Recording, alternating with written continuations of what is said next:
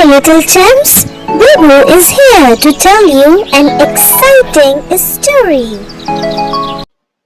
Once upon a time, in a parched African savanna, there lived a group of loyal friends.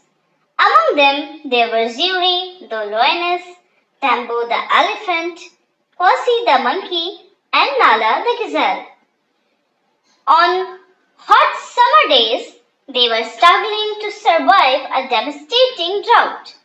As hope waned, they reached to an old tortoise named Zitu, who revealed the existence of the Well of Tears, a hidden oasis said to hold the gift of water from the spirits.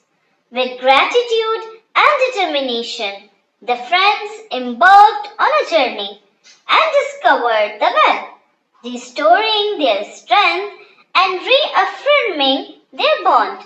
From that day forward, they cherished the well as a symbol of resilience, unity, and the enduring power of friendship, teaching future generations the importance of hope in the face of adversity.